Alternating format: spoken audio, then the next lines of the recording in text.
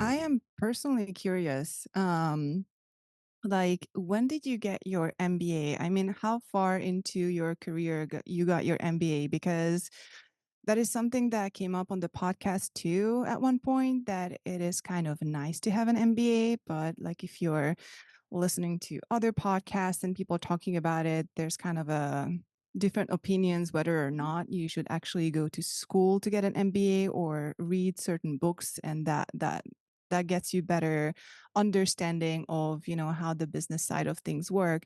So I'm kind of curious, when and how did you decide to actually go and get an MBA? Yeah, that's a great question. And even now, having kids that are growing up and going through school, it's like it is, every generation is different because obviously the internet's been around for a long time, but information is so much more easily accessible than it was even when I did my MBA 2012 through 2015. I did it part time while I was working full time. So it took me 4 years, which is not, it shouldn't take 4 years if you're doing it full time for It's sure. hard to do. Yeah. But when you have a family and a career and also doing an MBA, so I bring that up because I did it, 2 years into my professional career probably, but I would, if I were to, revisionist history myself, I think in life in general, getting additional education makes more sense to do after you have practical experience, because a lot of times you end up in these situations where you're building a professional network with people that are like-minded.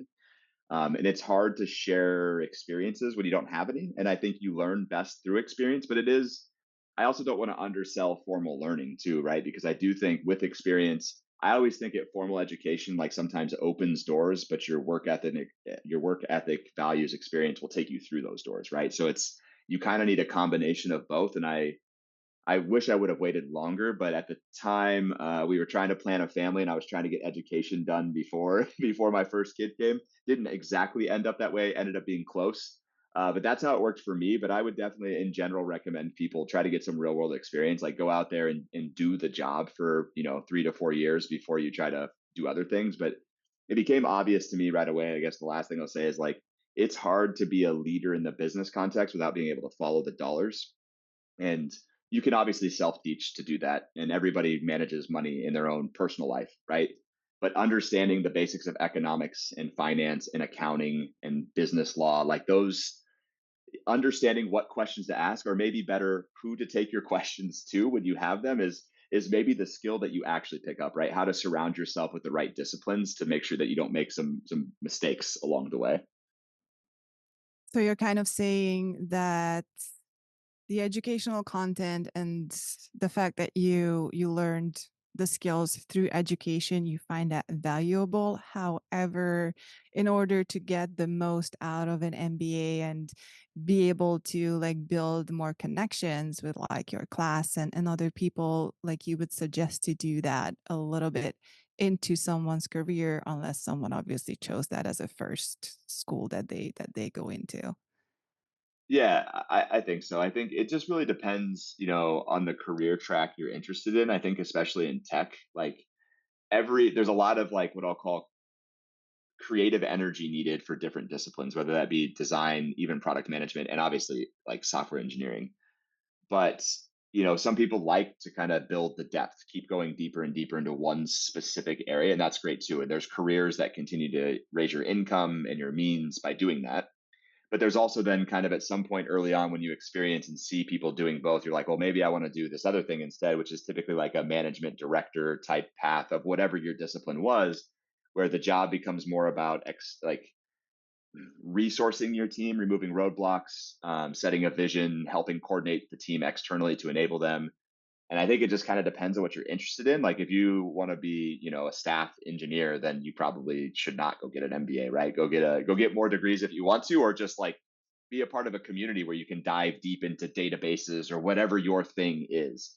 So I think it just really depends on what track you decide. But I also think people, in my opinion, it's biased too. Like the best managers are people who usually didn't want to be managers. They just couldn't tolerate bad management. So they decide to be servant leaders and like go help others. So I don't think I ever wanted to be a manager, but I can't suffer bad management either. So it's like, it becomes like a servant leadership thing if it's done well, in my opinion. I ended up doing the exact same thing. I only went into management because I found management making so many boneheaded decisions. But I and I came at it a little bit differently than you, Austin, but ended up in the same place. My bachelor's was actually a bachelor's of business with a focus on management information systems, which in the early 80s meant doing systems analysis. So trying to break down complex problems into smaller pieces that then could be executed and written in an automated way, with programs. And then I immediately out of school got a job writing a very low level, just straight on a board, um, driving communication between two different devices.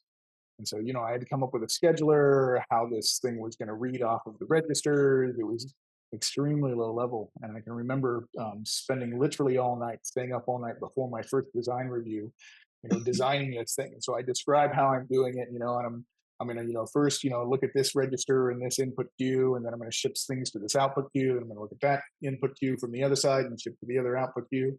And the guys around the conference team said, "Oh, so you're going to do a round robin scheduler? Yeah, that fits really well here."